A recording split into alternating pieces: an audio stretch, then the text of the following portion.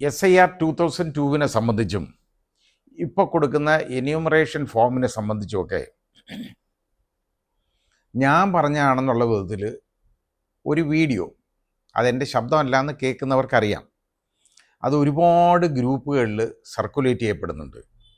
അത് ഏതോ ഒരുത്തൻ ഇത് ജസ്റ്റിസ് കമാൽ പാഷ പറയുന്നതാണ്, ഇത് കേൾക്കൂ എന്നത് എഴുതി വെച്ച് അയക്കുന്നുണ്ട്. ഇത് ഞാനല്ല, ഞാൻ ചെയ്തിട്ടില്ല. ഞാൻ ആദ്യമായിട്ടാണ് ഇതിനെക്കുറിച്ച് പറയാൻ പോകുന്നത്. ഞാൻ പറയണമെന്ന് വിചാരിച്ചതാണ്. ജനങ്ങൾക്ക് ഇതിലുള്ള ആകുലതകളും വ്യാകുലതകളും ഒക്കെ ഒന്ന് മാറ്റാനായിട്ട് ഇത് പറയണമെന്ന് ഞാൻ വിചാരിച്ചതാണ്. ഇത് യഥാർത്ഥത്തിൽ ഈ 2002 വോട്ടർ പട്ടിക SIR, പല SIRകൾ വന്നിട്ടുണ്ട്. 2002 വോട്ടർ പട്ടികയിലെ വിവരങ്ങളും ചോദിച്ചിട്ട് 2025 വോട്ടർ പട്ടികയിലുള്ളവർക്ക് മറ്റേതിലില്ലെങ്കിലുള്ള പ്രശ്നങ്ങളും മറ്റേതിലുണ്ടെങ്കിലുള്ള കാര്യങ്ങളും എങ്ങനെയാണ് എന്നുള്ളതിനെ സംബന്ധിച്ച് നമ്മളൊന്ന് മനസ്സിലാക്കിയിരിക്കണം. അപ്പോൾ ബൂത്ത് ലെവൽ ഓഫീസേഴ്സ് ഇപ്പം മിക്കവാറും ആളുകളുടെ വീട്ടിൽ ഈ ഫോം, എന്യൂമറേഷൻ ഫോം എന്ന് പറയുന്നൊരു ഫോമുണ്ട്, അതാണ് ആവശ്യം.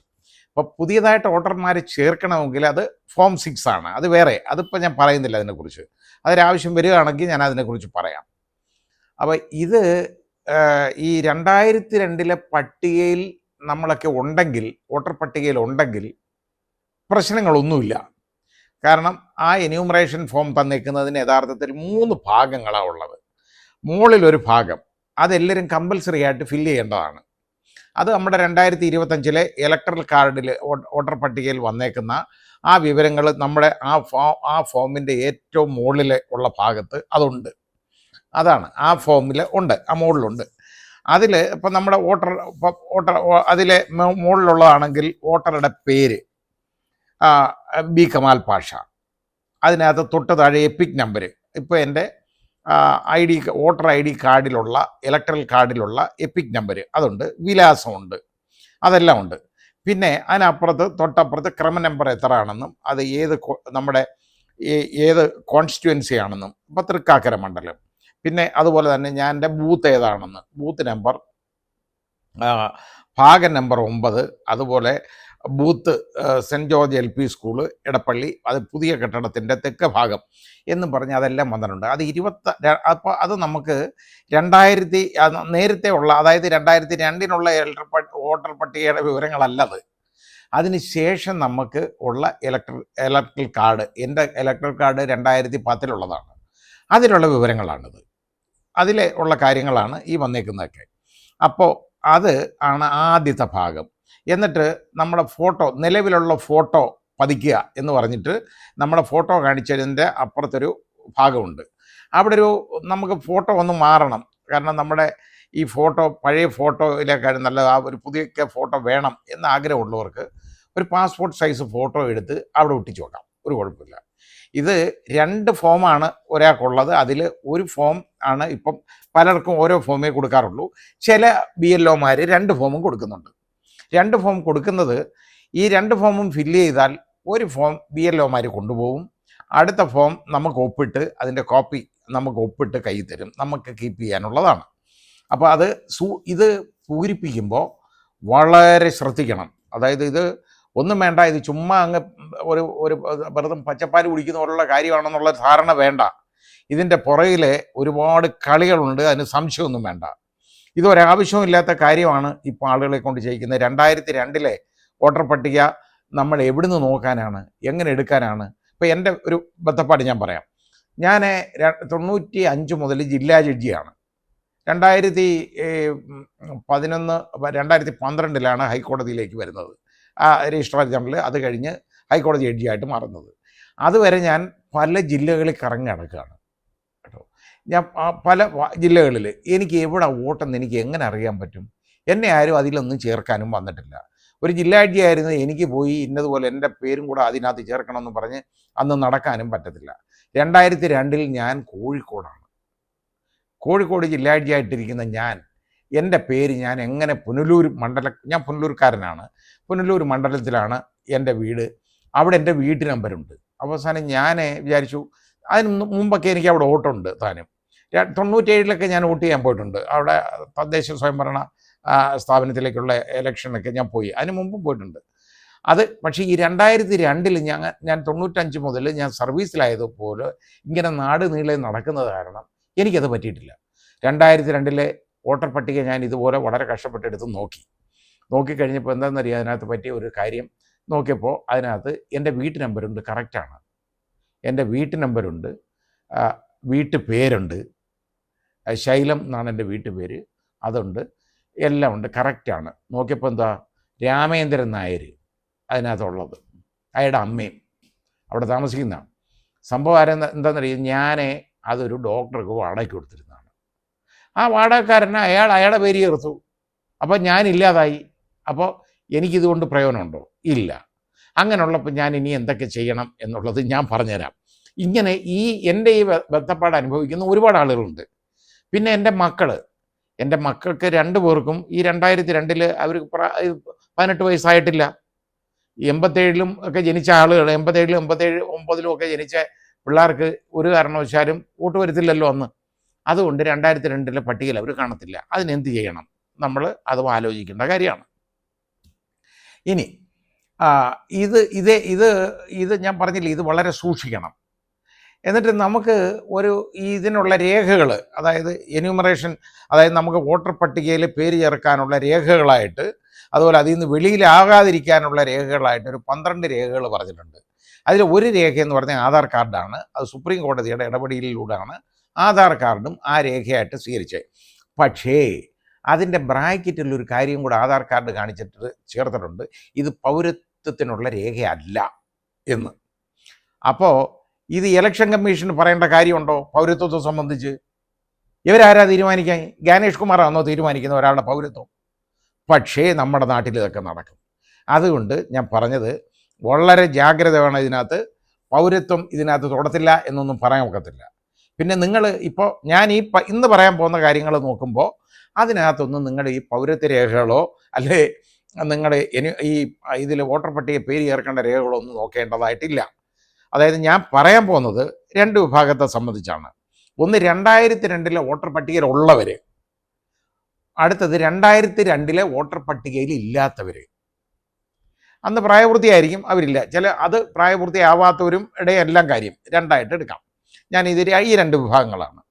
ഈ എന്യൂമറേഷൻ ഫോമിന് 3 ഭാഗങ്ങളാണ് യഥാർത്ഥമുള്ളത്. 3 എന്ന് പറഞ്ഞാൽ യഥാർത്ഥത്തിൽ 4 ഭാഗമൊന്നുണ്ട്. മേളിൽ ഒരു ഭാഗമുണ്ട്, അതാ ഞാൻ നേരത്തെ പറഞ്ഞ വോട്ടറുടെ പേര്, ഇതുപോലെ ക്രമ നമ്പർ, പിന്നെ നമുക്ക് ഇത് ഉണ്ടല്ലോ ഈ നമ്മുടെ ഫോട്ടോ, അതേപോലെ തന്നെ നിലവിലെ ഫോട്ടോ പതിക്കുക എന്നുള്ള ഭാഗങ്ങൾ ഉണ്ട്. ഇത്രയുണ്ട്.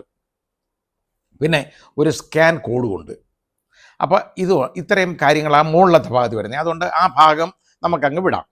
ഇനി രണ്ടാമത്തെ ഭാഗം എന്ന് പറയുന്നത് അത് ഇമ്പോർട്ടൻ്റാണ്. അതെല്ലാവരും ഫില്ല് ചെയ്യണം. 2002 വോട്ടർ പട്ടികയിലുള്ളവരും അതിലില്ലാത്തവരും എല്ലാമായിട്ടുള്ള വോട്ടേഴ്സ് നമ്മളത് ഫില്ല് ചെയ്യണം. കാരണം നമ്മുടെ ഈ വോട്ടർ പേരുള്ള ആൾ അതാണ് ഫില്ല് ചെയ്യേണ്ടത്. ആ ഫോമിനകത്ത് അത് ഫില്ല് ചെയ്യണം. ജനനത്തീയതി, ആധാർ നമ്പർ, അത് ഓപ്ഷനിലാണെന്ന് പറഞ്ഞിട്ടുണ്ട്.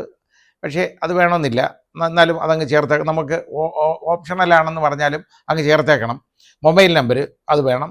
ഇനി പിതാവിൻ്റെ പേര്, അതുപോലെ പിതാവിൻ്റെ രക്ഷിതാവിൻ്റെ പിതാവിൻ്റെ എപ്പിക് നമ്പർ അത് നോക്കണമെങ്കിൽ എപ്പിക് നമ്പർ പിതാവിൻ്റെയും മാതാവിൻ്റെയും ഇലക്ട്രൽ കാർഡ് നമ്മുടെ കയ്യിലുണ്ടെങ്കിൽ അതിൽ എപ്പിക് നമ്പറുണ്ട്. മുകളിൽ കാണുന്ന ഒരു നമ്പറുണ്ട്, അതാണ് എപ്പിക് നമ്പർ. അഥവാ അതില്ലെങ്കിൽ അത് കണ്ടുപിടിക്കാൻ ഒരു മാർഗമുണ്ട്, അത് ഞാൻ പറഞ്ഞുതരാം. അത് നമ്മുടെ ആ 2002 പട്ടിക നോക്കുമ്പോൾ മാതാവിൻ്റെയും പിതാവിൻ്റെയും പേരുണ്ടെങ്കിൽ അതിൻ്റെ വലത്തോട്ട് മാറ്റി നോക്കുമ്പോൾ ഒരു നമ്പർ കാണും കേട്ടോ. അപ്പോൾ ആ നമ്പർ, അതായത് കുറച്ച് നീളമുള്ള ഒരു നമ്പരാണ്. ഈ നമ്പർ എപ്പിക് നമ്പരാണ്. അതങ്ങ് എഴുതി വെച്ചാൽ മതി അവിടെ. അപ്പം മാതാവിൻ്റെ പേര്, മാതാവിൻ്റെ എപ്പിക് നമ്പർ, പിന്നെ പങ്കാളിയുടെ പേര്. ബാധകം എന്ന് പറഞ്ഞാൽ എന്താ, ചില വിവാഹം മോചിതരുണ്ട്, അല്ലെങ്കിൽ വിവാഹം കഴിക്കാത്തവരുണ്ട്, അല്ലെങ്കിൽ ഭാര്യയോ ഭർത്താവോ മരിച്ചുപോയവരുണ്ട്. അപ്പോൾ അവർക്ക് മരിച്ചുപോയതാണെങ്കിൽ അവിടെ ലേറ്റ് എന്ന് കാണിക്കണം. ലേറ്റ് എന്ന് പറഞ്ഞ് പേരെഴുതാം.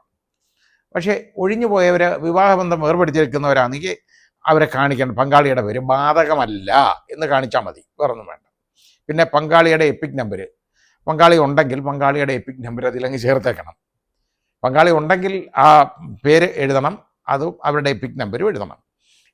ഇത്രയും ഭാഗങ്ങളാണ് രണ്ടാമത്തെ ഭാഗം. ഇനി മൂന്നാമത്തെ ഭാഗത്തിൽ അതിന് 2 ഭാഗങ്ങളുണ്ട്, ഇടതും വലതും. ഇടതെന്ന് പറഞ്ഞാൽ ഞാൻ അതിലോട്ട് നോക്കിയിരിക്കുമ്പോൾ ഉള്ള ഇടത്, പിന്നെ വലത്. അതാ ഞാൻ പറയുന്നത്. അല്ലാതെ പേപ്പറിൻ്റെ ഇടതും വലതും നോക്കരുത്. ഞാൻ നോക്കി പേപ്പറിലേക്ക് ഞാൻ നോക്കുമ്പോൾ, ആ ഫോമിലേക്ക് നോക്കുമ്പോൾ എൻ്റെ ഇടതും വലതും. ഇനി ഈ 2002 പട്ടിക എങ്ങനെ എടുക്കാം എന്ന് ചോദിച്ചു കഴിഞ്ഞാൽ അതിന് എളുപ്പ മാർഗമുണ്ട് കേട്ടോ. അതിന് യഥാർത്ഥത്തിൽ ഒരു വെബ്സൈറ്റ് ഉണ്ട്. അത് ആ വെബ്സൈറ്റിൻ്റെ പേര് ഞാൻ പറഞ്ഞു തരാം. പക്ഷേ അത് വേണ്ട, അതിലും എളുപ്പം വേറൊരു മാർഗം കൊണ്ടുണ്ട്, അതും പറയാം. Website www.ceo.kerala.gov.in. ഇതാണ് ആ വെബ്സൈറ്റ്. ആ വെബ്സൈറ്റിൽ അടിച്ചു കൊടുത്തു കഴിഞ്ഞാൽ ഇത് അന്നേരം കിട്ടും. ആ വോട്ടർ പട്ടിക എടുക്കാം. അത് എടുക്കേണ്ടത് ഇനിയും പറഞ്ഞുതരാം. ഇനി ഇതൊന്നും വേണ്ട, ഗൂഗിൾ അങ്ങോട്ട് ഓപ്പൺ ചെയ്യണം. ഗൂഗിൾ ഓപ്പൺ ചെയ്തിട്ട് നിങ്ങൾ ഗൂഗിളിനകത്ത് ഒരൊറ്റ കാര്യം മതി, SIR, ചെറിയ അക്ഷരം അടിച്ചാൽ മതി, ഒരു കുഴപ്പമില്ല. SIR 2002 എന്നടിച്ചാൽ എളുപ്പം കാണിക്കും. വോട്ടേഴ്സ് സെർച്ച്, പിന്നെ അതിനകത്ത് ഇലക്ട്രൽ റോൾ 2002. വോട്ടേഴ്സ് സെർച്ച് ഒന്നും നിങ്ങൾ എടുക്കാൻ പോകരുത്, അതിൻ്റെ ആവശ്യമില്ല, അത് മെനക്കേടാണ്. Electoral roll 2002 അതെടുക്കണം. അതിലോട്ട് ക്ലിക്ക് ചെയ്യണം. അതിൽ ക്ലിക്ക് ചെയ്യുന്ന ഉണ്ടല്ലോ, നിങ്ങളുടെ അടുത്ത് ചോദിക്കും നിങ്ങളുടെ മൊബൈലിൻ്റെ ഫോൺ ക്യാമറ ഉപയോഗിക്കാൻ ഓക്കെ പെർമിഷൻ നമ്മൾ അലവ് ചെയ്യണം. അതേപോലെ നിങ്ങളുടെ ലൊക്കേഷൻ യൂസ് ചെയ്യാൻ അലവ് ചെയ്യണം. അപ്പോൾ നമുക്ക് ആദ്യം ഒരു കോളം മേളിൽ കാണും ജില്ല. ആ ജില്ല ഒരു സ്റ്റാർ മാർക്കും കൊടുത്ത് ജില്ല കാണും. അത് നമ്മൾ അതിൽ നിന്ന് തിരഞ്ഞെടുക്കുക എന്നുള്ളതിനകത്ത് നമ്മളൊന്ന് കുത്തുമ്പോൾ ആ ജില്ല വരും. അത് ആദ്യം കാണിക്കുന്നത് തിരുവനന്തപുരം, കൊല്ലം, പത്തനംതിട്ട എന്നും പറഞ്ഞൊക്കെ ആ ജില്ലകൾ കാണിക്കുന്നത്. അത് സ്ക്രോൾ ചെയ്ത് മേലോട്ട് നമ്മൾ നോക്കിയാൽ എല്ലാ ജില്ലകളും കിട്ടും. നിങ്ങൾ ഏത് ജില്ലയിലാണെന്ന് വെച്ചാൽ ആ ജില്ലയിൽ തൊടുക, അമർത്തുക. അപ്പോൾ ആ ജില്ല അവിടെ ആയി, റെക്കോർഡായി. ഇനി അടുത്തത് LAC, അതായത് കോൺസ്റ്റിറ്റ്യുവൻസിയാണ്, അസംബ്ലി കോൺസ്റ്റിറ്റ്യുവൻസി, അതാണ് വേണ്ടത്. LAC എന്ന് എഴുതും. അതും ഇതുപോലെ ഒരു സ്റ്റാർ മാർക്കും കൊടുത്തിട്ടുണ്ട്, തിരഞ്ഞെടുക്കുക എന്നുണ്ട്. നിങ്ങൾ ഏത് മണ്ഡലം, ഇപ്പം ഞാനാണെങ്കിൽ പുനലൂർ നിയോജക മണ്ഡലമാണ് പണ്ട്. അപ്പോൾ ഞാൻ പുനലൂർ, കൊല്ലം ജില്ലയാണെങ്കിൽ കൊല്ലം ജില്ല കൊടുത്തു, പിന്നെ പുനലൂരെന്ന് അതിനകത്ത് കൊടുത്തു, പുനലൂരെന്ന് കൊടുത്തു. അതിനകത്തെല്ലാം ഇത് കാണിക്കുമ്പോൾ പുനലൂർ മണ്ഡലം, ആ ഒരു ജില്ലയിലെ ഏതൊക്കെ മണ്ഡലം ഉണ്ടോ എല്ലാ മണ്ഡലം കാണിക്കും. നമുക്ക് ആവശ്യമുള്ള മണ്ഡലം നമ്മൾ എടുക്കുക. പിന്നെ അടുത്തത് എന്തെന്നറിയോ, പിന്നെ അതിന് താഴെ കാണിക്കുന്ന ബൂത്താണ്. ഇതിൻ്റെ തൊട്ട് താഴെ തന്നെ നമ്മുടെ ഈ ബൂത്തുകൾ, അതായത് പണ്ട് വോട്ട് ചെയ്യാൻ പോയിരിക്കുന്ന സ്ഥലമുണ്ടല്ലോ, ഏതെങ്കിലും സ്കൂളുകളോ അല്ലെങ്കിൽ അങ്ങനെയുള്ള സ്ഥാപനങ്ങളോ, ചിലപ്പോൾ പഞ്ചായത്ത് ഹാളായിരിക്കും, ചിലപ്പോൾ കമ്മ്യൂണിറ്റി ഹാളായിരിക്കും, അങ്ങനെയൊക്കെ ഉള്ളത് കൊണ്ട് അതെല്ലാം ഇതിനകത്തുണ്ട്. അതിങ്ങനെ സ്ക്രോൾ ചെയ്ത് നോക്കുമ്പോൾ നമുക്ക് കാണാം, വടമൺ LP സ്കൂൾ, അല്ലെങ്കിൽ UP സ്കൂൾ, അല്ലെങ്കിൽ സെൻറ്റ് ഗൊരേറ്റി ഹൈസ്കൂൾ പുനലൂർ. ഞാനൊക്കെ പണ്ട് അവിടെ വോട്ട് ചെയ്തിട്ടുണ്ട്. അപ്പോൾ അവിടെ നമ്മളൊന്ന് ഞെക്കുമ്പോൾ ഈ പട്ടിക ഡൗൺലോഡ് ചെയ്യാൻ പറഞ്ഞുകൊണ്ട് ഒരെണ്ണം വരും, പട്ടിക, ഇലക്ട്രൽ റോള്. നമ്മൾ അതിൽ കൊടുത്താൽ മതി. കൊടുത്തു കഴിഞ്ഞാൽ ഉടനെ ആദ്യം മുതൽ കാണും. നമ്മളതൊന്ന് വെരിഫൈ ചെയ്ത് സ്ക്രോൾ ചെയ്ത് നോക്കിയാൽ നമ്മുടെ പേര് കാണും. അതിനപ്പുറത്ത് നമ്മുടെ പിതാവിൻ്റെ പേര് കാണും. പിന്നെ അതേപോലെ നമ്മുടെ ഭാര്യയുടെ പേര് താഴെ. ഇതുപോലെ നമ്മുടെ കുടുംബാംഗങ്ങളുടെ പേരെല്ലാം അവിടെ കാണും, ഉള്ളവർക്കെല്ലാം. എന്നിട്ട് നമ്മുടെ വലതുവശത്ത് നമ്മുടെ അങ്ങേറ്റത്ത് നമ്മുടെ വീട്ടുപേര് എഴുതിയിട്ടുണ്ട്, അറ്റത്ത് വലത്തെ അറ്റം വീട്ടുപേര് എഴുതിയിട്ടുണ്ട്. അപ്പോൾ അത് നോക്കി വെരിഫൈ ചെയ്യാം. അങ്ങനെ ഉള്ളവർക്ക് ഉള്ളതാണ്. ഇനി ഒരു കാര്യം ഉള്ളത്, ഇനി അതില്ലാത്തവർക്കാണെങ്കിൽ മാതാപിതാക്കളുടെയോ അല്ലെങ്കിൽ മറ്റ് ബന്ധുക്കൾ, മാതാപിതാക്കളുടെയും ചിലപ്പം അതിനു മുമ്പേ മരിച്ചുപോയവരായിരിക്കും, ചിലപ്പോൾ 2002 പട്ടിക കാണത്തില്ല, പക്ഷേ സഹോദരങ്ങളുടെ കാണും ചിലപ്പോൾ. അപ്പോൾ അത് നോക്കി വെക്കണം. ആ ഭാഗം നമ്മൾ നോക്കി അതിൻ്റെ വിവരങ്ങളൊക്കെ നമ്മൾ കുറിച്ചെടുത്ത് വെക്കണം ഈ ഫോം ഫില്ല് ചെയ്യാനായിട്ട്. അപ്പോൾ ഇത് നമ്മൾ മനസ്സിലാക്കുക. ഇനി ഞാൻ പറഞ്ഞില്ലേ, ഇനി അടുത്ത ഭാഗം, അതായത് ഇതിൻ്റെ മൂന്നാം ഭാഗം ഞാൻ പറഞ്ഞ പോലെ ഇടതും വലത്തും 2 ഭാഗങ്ങളാണ്. 2002 പട്ടികയിലുള്ളവർക്കാണെങ്കിൽ ആ ഇടത് ഭാഗം മാത്രം എടുത്താൽ മതി, വലതു ഭാഗം തുടരണ്ട. 2002 പട്ടികയിലില്ല നമ്മളെങ്കിൽ, ഈ വോട്ടർ ഇല്ല എങ്കിൽ, മാതാപിതാക്കൾ മാത്രമേ ഉള്ളൂ അല്ലെ സഹോദരങ്ങളെ ഉള്ളെങ്കിൽ അവർക്ക് ഈ ഇടതേ ഭാഗം പൂരിപ്പിക്കുകയേ ചെയ്യരുത്, വലത്തെ ഭാഗം മാത്രം ഫില്ല് ചെയ്യണം. അത് ഫില്ല് ചെയ്യുന്നത് വളരെ സൂക്ഷിക്കണം, തെറ്റിയൊന്നും ചെയ്യരുത്. ഈ വോട്ടർ പട്ടികയിൽ എങ്ങനെ കിടക്കുന്നോ അതേപോലെ ഇത് ഫില്ല് ചെയ്യാവുള്ളൂ. അതുപോലെ ഞാൻ നേരത്തെ പറഞ്ഞത് ഈ പിതാവിൻ്റെ മാതാവിൻ്റെ ഒക്കെ പേരൊക്കെ നമ്മൾ ചോദിക്കുമ്പോൾ ഉണ്ടല്ലോ, ഈ വോട്ടർ പട്ടികയിലുള്ളതുപോലെ തന്നെ ചെയ്യാവുള്ളൂ. അല്ലാതെ വേറെ പേര്, ഇപ്പോൾ എൻ്റെ ഫാദറിൻ്റെ പേര് PB ബാദിഷ എന്നാണ്. ഇപ്പോൾ അതിൽ ഫാദറിൻ്റെ ഇനീഷ്യൽ ഇലക്ടറൽ റോളിൽ ഇല്ലെന്നിരിക്കട്ടെ, ആ ഇനീഷ്യലൊന്നും എഴുതി വെക്കരുത്, ഞാൻ ആ പേര് മാത്രമേ എഴുതി വെക്കണം. അങ്ങനെ ചെയ്യുള്ളൂ. ഇനി അതേപോലെ ഇനി ഞാൻ പറഞ്ഞില്ല, ഇടതുവശമാണെങ്കിൽ 2002 പട്ടികയിലുള്ളവർക്കാണെങ്കിൽ എളുപ്പമാണ്. വോട്ടറുടെ പേര്, അത് നമ്മുടെ പേര്, ആ എപ്പിക് നമ്പർ അത് നമ്മൾ നോക്കുക, ഉണ്ട്, നമുക്ക് കാണുമല്ലോ എന്തായാലും. പിന്നെ ബന്ധുവിൻ്റെ പേരെന്ന് പറഞ്ഞാൽ നമ്മുടെ അതിനകത്ത് നമ്മളെ കൊടുത്തേക്കുന്ന ബന്ധു ആരാന്ന് വെച്ചാൽ, ഇപ്പോൾ ഭാര്യയാണെങ്കിൽ ഭാര്യ, അല്ലെങ്കിൽ ഭർത്താവാണെങ്കിൽ ഭർത്താവ്. ഇനി ബന്ധം, അത് ആ ബന്ധം അവിടെ എഴുതണം. പിന്നെ ജില്ല ഏതാന്ന്, സംസ്ഥാനത്തിൻ്റെ പേര്, നിയമസഭാ മണ്ഡലത്തിൻ്റെ പേര്, പിന്നെ നിയമസഭാ മണ്ഡലത്തിൻ്റെ നമ്പർ, അതെല്ലാം ആ പട്ടികയിലുണ്ട്, കിട്ടും. ഭാഗം നമ്പർ അതും ആ പട്ടികയിലുണ്ട്. ക്രമ നമ്പർ, സീരിയൽ നമ്പർ അതും ഉണ്ട്. ഇനി ഇത് ഇല്ലാത്തവർ 2002 പട്ടികയിലില്ലെങ്കിൽ ഇതിൻ്റെ വലത് ഭാഗത്തേക്ക് നമ്മൾ പോവുക, ഇടത് ഭാഗം തുടരുത്. അതായത് ഈ മൂന്നാമത്തെ പാർട്ടിൽ, അതായത് അതിൻ്റെ ഹെഡിങ് മുൻ കോളത്തിൽ അവസാന SIRൽ പേര് നൽകിയിരിക്കുന്ന വോട്ടറുടെ ബന്ധുവിൻ്റെ പേര്, വിശദാംശങ്ങൾ. അപ്പോൾ നമ്മുടെ വിശദാംശങ്ങളല്ല ഇവിടെ വേണ്ടേ, വോട്ടറുടെ നമ്മുടെ ബന്ധുവിൻ്റെ വിശദാംശങ്ങളാണ്, ഓർത്തോണം. അല്ലാതെ നമ്മുടെ പേരൊന്നും അവിടെ, അത് പേരെന്ന് കാണുന്നത് നമ്മുടെ പേരല്ല അവിടെ എഴുതേണ്ടത്. ഈ ബന്ധു, ഇപ്പോൾ എൻ്റെ മാതാവാണെങ്കിൽ മാതാവിൻ്റെ പേര് സൈനബ ബീവി, അത് ഈ കാണുന്ന ആ വോട്ടർ പട്ടികയിൽ ഈ 2002 പട്ടികയിലുള്ളതുപോലെ ഞാൻ എഴുതി വെക്കണം. അല്ലെങ്കിൽ എൻ്റെ മാതാവിൻ്റെ ഇലക്ട്രൽ കാർഡിലുള്ളത് തന്നെ ഞാൻ ഫില്ല് ചെയ്യണം. എപ്പിക് നമ്പർ ലഭ്യമെങ്കിൽ അതും എഴുതി വെക്കണം. ഇനി ബന്ധുവിൻ്റെ പേര്, ആ ബന്ധു എന്ന് പറയുന്നത് ആരാന്നറിയാമോ? ഈ ഞാൻ കൊടുത്ത ബന്ധുവിൻ്റെ, ഇപ്പോൾ എൻ്റെ മാതാവിൻ്റെ പേരാണ് ഞാൻ കൊടുത്തേക്കുന്നത്, മാതാവിൻ്റെ ബന്ധു എൻ്റെ പിതാവാണ്, എഴുതാം ആ ബന്ധുവിൻ്റെ പേര്, അവിടെ പിതാവിൻ്റെ പേര് എഴുതി. എന്നിട്ട് നമ്മൾ ബ്രാക്കറ്റിൽ വേണമെങ്കിൽ നമുക്കൊരു കാര്യം ചെയ്യാം, ഒരു എബണ്ടൻ്റ് കോഷൻ എന്നുള്ള നിലയ്ക്ക് എഴുതാം. അത് നമ്മൾ എഴുതേണ്ട, കാരണം ഇത് മക്കൾക്കാണെങ്കിൽ അത് എഴുതി വെക്കണം. എന്താണെന്നറിയാമോ, ഗ്രാൻഡ് പേരൻ്റ്, ഇപ്പം എൻ്റെ മകൾക്കാണെങ്കിൽ ഇതില്ലല്ലോ, 2002 ഒന്നുമില്ല, ഞാൻ പോലും അതിലില്ല. അപ്പോൾ ചെയ്യേണ്ടത് എന്താണ്, എൻ്റെ പിതാവിൻ്റെ പേര് എഴുതിയിട്ട് അല്ലെ മാതാവിൻ്റെ പേര് എഴുതിയിട്ട് അതിൻ്റെ ബ്രാക്കറ്റിലോട്ട് എഴുതണം. ഇത് ഒരു ബ്രാക്കറ്റിൽ നിന്ന് കാണിച്ചേക്കണം.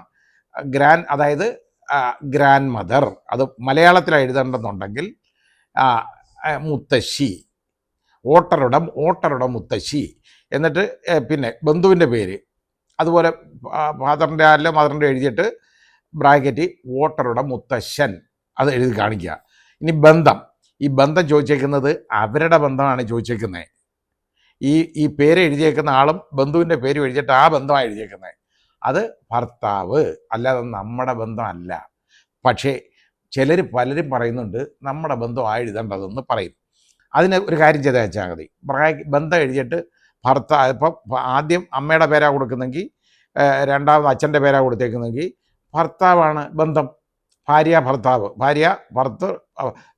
ഭർത്തൃ ബന്ധം എന്ന് എഴുതിയിട്ട് ബ്രാക്കറ്റിലോട്ട് എഴുതണം ഈ വോട്ടറുടെ മുത്തശ്ശനും മുത്തശ്ശിയും എന്നൊന്ന് കാണിച്ചേക്കണം, കാര്യം തീർന്ന്. ഇനി ജില്ല, സംസ്ഥാനത്തിൻ്റെ പേര്, നിയമസഭാ മണ്ഡലത്തിൻ്റെ പേര്, ഞാൻ നേരത്തെ പറഞ്ഞ പോലെ ബാക്കി നിയമസഭാ മണ്ഡലത്തിൻ്റെ നമ്പർ, ഭാഗം നമ്പർ, ക്രമ നമ്പർ, ഇത്രയേ ഉള്ളൂ. ഇത് എളുപ്പമാണ്, പക്ഷേ ഇത് കറക്റ്റായിട്ട് ചെയ്യണം, തെറ്റിപ്പോകരുത്. എന്നിട്ട് നമുക്ക് ഇതിൻ്റെ മുകളിൽ വോട്ടറുടെയോ മറ്റേതെങ്കിലും മുതിർന്ന കുടുംബാംഗത്തിൻ്റെയോ ഒപ്പ് മതി, അത് അവിടെ ഇട്ടും കൊടുക്കണം. ഇതാണ് നമ്മൾ ചെയ്യേണ്ട കാര്യം. അല്ലാതെ വേറെ സർക്കസ് ഒന്നും കാണിക്കരുത്. ഇതിന് ഇത്രയും കാര്യങ്ങൾ നമ്മുടെ കയ്യിലുണ്ടെങ്കിൽ ഇതിന് വേറെ രേഖയൊന്നും വേണ്ട. ഇനി ഈ 2002 നമ്മുടെ കുടുംബാംഗങ്ങൾ ഒന്നുമില്ല, അതിനകത്ത് ആരുമില്ല, ബന്ധുക്കളൊന്നും ഇല്ലെങ്കിൽ മാത്രമാണ് നമ്മൾ പുതിയതായിട്ട് മറ്റ് രേഖകൾ സമർപ്പിക്കേണ്ടതായിട്ട് വരുന്നത്. അതിന് ഒരുപാട് രേഖകളുണ്ട്, പാസ്പോർട്ടുണ്ട്, നമ്മുടെ റേഷൻ കാർഡ് തുടങ്ങി ഒരുപാട് രേഖകളുണ്ട്. ആ രേഖകൾ 12 രേഖകളിൽ ഏതെങ്കിലും രേഖകൾ കൊടുത്താൽ മതി. അപ്പോൾ അത് ഞാനിപ്പോൾ അത് പറയേണ്ട കാര്യമില്ല, ഇതാണ് കാര്യം. ഇപ്പം ഇത്രയേ ഉള്ളൂ ഇത് ഫില്ല് ചെയ്യാൻ, വളരെ എളുപ്പമാണ്, പക്ഷേ തെറ്റിപ്പോകരുത്. അത് നമ്മൾ ആ രീതിയിൽ തെറ്റിപ്പോകാതെ പൂരിപ്പിക്കുമ്പോൾ ഇവർ വന്ന് BLO വന്ന് ഇത് കളക്ട് ചെയ്തിട്ട് ഒരു പകർപ്പ് നമുക്ക് ഒപ്പിട്ട് കയ്യിൽ തരും, നമ്മുടെ രേഖയായിട്ട് സൂക്ഷിച്ചു വെക്കണം. പിന്നെ ഈ രേഖകളൊന്നും ഇതിലില്ല എന്നുള്ളവർക്ക് ഉള്ള കാര്യമെന്ന് പറയുന്നത്, നമ്മൾ ഫോം മാത്രമേ ഉള്ളൂ, നമുക്ക് പൂരിപ്പിക്കാനില്ല, ബന്ധുക്കളൊന്നുമില്ല എന്നുണ്ടെങ്കിൽ നമ്മളെ അവർ വിളിക്കും, നമ്മുടെ ഒരു ഇൻ്റർവ്യൂവിന് വിളിക്കും. ഇൻ്റർവ്യൂ എന്ന് പറഞ്ഞു കഴിഞ്ഞാൽ നമ്മുടെ രേഖകൾ സമർപ്പിക്കാനായിട്ട് വിളിക്കും. അന്നേരം ആവശ്യപ്പെടുന്ന രേഖകൾ കൊണ്ട് ഹാജരാക്കിയാൽ മതി. ഇത്രയേ ഉള്ളൂ. പക്ഷേ ഇത് എളുപ്പമാണെന്നൊക്കെ പറഞ്ഞിരിക്കരുത്. ഇത് കുറച്ച് ബുദ്ധിമുട്ടുണ്ടാക്കുന്ന കാര്യമാണ്. അതുകൊണ്ട് വളരെ ജാഗ്രത വേണം നമുക്ക് ഇത് ചെയ്തു കൊടുക്കാൻ. ഈ BLOമാരുടെ കാര്യം എന്ന് പറയുന്നത് വളരെ കഷ്ടമാണ്. അവർ വേറെ ഉദ്യോഗമുള്ളവരെ നേരത്തെ ഉള്ളതുപോലെ അല്ല. ഇവർ വേറെ ഉദ്യോഗസ്ഥരെയാണ് ചോദിച്ചേക്കുന്നത്. ആ ഉദ്യോഗസ്ഥരെ സംബന്ധിച്ചിടത്തോളം അവർക്ക് അവരുടെ ഔദ്യോഗിക ജോലികളും കഴിഞ്ഞിട്ട് വേണം അവർക്ക് ചെയ്യാൻ. പക്ഷേ അവിടെ അവർക്ക് ഓഫീസിലൊന്നും പോകാൻ പറ്റത്തില്ല. ഇവർ വന്ന കൂടുതലും സ്ത്രീകളാണ് ഈ BLOമാർ. അപ്പോൾ അവർ ഈ രാവിലെ മുതൽ അവർ ഇതുപോലെ നടക്കണം. അതായത് നവംബർ 4 മുതൽ ഡിസംബർ 4 വരെയാണ് ഈ എന്യൂമറേഷൻ ഫോം കൊടുക്കാനുള്ള പീരീഡ്. ഇതിനകത്ത് ഇത് കൊടുക്കണം. ഈ ഒരു മാസത്തിനകത്ത് ഇത് കൊടുത്ത് ഇത് കളക്ട് ചെയ്ത് തിരിച്ച് കൊണ്ടുപോകണം എന്ന് പറയുന്ന എന്തുമാത്രം കഷ്ടപ്പാടായിരിക്കും എന്ന് ആലോചിച്ച് നോക്കിക്കോളൂ. ഇത് ഇവിടെങ്ങുമല്ല ഇത് നോക്കുന്നത്. അപ്പോൾ ഇത് കളക്ട് ചെയ്ത് കൊടുക്കുന്ന വിവരങ്ങൾ ഇവിടുത്തെ നമ്മുടെ സ്റ്റേറ്റ് ഇലക്ഷൻ കമ്മീഷണർ അതിലോട്ട് പോയി കഴിഞ്ഞാൽ അത് അവിടെ നിൽക്കത്തില്ല. അത് സെൻട്രൽ ഇലക്ഷൻ കമ്മീഷനിലേക്ക് പോകും. അതായത് ഡൽഹിയിലേക്ക് പോകും ഈ വിവരങ്ങളൊക്കെ. അതിനുള്ള പണിയാണ്. ഇത് പൗരത്വത്തിനുള്ള പണിയല്ലെന്നൊക്കെ പറയുന്നെങ്കിലും ഉണ്ടല്ലോ, ഇത് യഥാർത്ഥത്തിൽ പൗരത്വത്തിലേക്കുള്ള ഒരു പോക്കാണ് എന്നുള്ള ഒരു ബോധം നമുക്ക് വേണം. അതായിരിക്കണം നമ്മൾ നോക്കേണ്ടത്. ശ്രദ്ധിക്കണം, എപ്പോഴും ജാഗരൂകരായിരിക്കണം. പിന്നെ BLOമാരുടെ രാവിലെയൊക്കെ അവർ 7 മണിക്ക് ഇറങ്ങിപ്പോയിട്ട് അവർ വീട്ടിൽ വരുന്നത് രാത്രി ഉണ്ടല്ലോ 8-9 മണിക്കാണ്. പ്രത്യേകിച്ച് സ്ത്രീകളാണ്. അവരോടൊപ്പം അവർക്ക് വളരെ ബുദ്ധിമുട്ടുകളുണ്ട് പ്രായോഗികമായിട്ട്. ആ ബുദ്ധിമുട്ട് നമ്മൾ മനസ്സിലാക്കണം. അതുകൊണ്ട് അവരെ ഒരുപാട് നേരം പ്രാവശ്യം നടത്തിക്കരുത്. എത്രയും പെട്ടെന്ന് തന്നെ ഇത് ചെയ്തെടുക്കണം. അതാണ് വേണ്ടത്. ഇത് മനഃപൂർവ്വമായിട്ട് ഇത് ശല്യം ചെയ്യാൻ ചെയ്തേക്കുന്നതാണ്. വളരെ ബുദ്ധിമുട്ടിക്കാനായിട്ട്, ആളുകളെ ബുദ്ധിമുട്ടിക്കാനായിട്ട് ജ്ഞാനേഷ് കുമാറിൻ്റെ നേതൃത്വത്തിൽ ചെയ്തേക്കുന്ന ഒരു പണിയാണ്, അല്ലാതെ വേറൊന്നുമല്ല. ഇതുകൊണ്ട് ഏതാണ്ട് 60 ലക്ഷം പേരോളം ബീഹാറിൽ ഒഴിവാക്കപ്പെട്ടിട്ടുണ്ട് പട്ടികയിൽ നിന്ന്. അതേപോലെ ഇവിടുന്ന് കുറേ ആളുകളെയൊക്കെ കളയണം. ഇവർക്ക് കുറച്ച് ആവശ്യമുള്ള ആളുകളൊക്കെ മാത്രം ഇതിൽ മതി എന്നുള്ള ഒരെണ്ണം അങ്ങനല്ല വേണ്ടത്. നമ്മൾ ജാഗരൂകരായിരിക്കണം, ജാഗ്രത വേണം.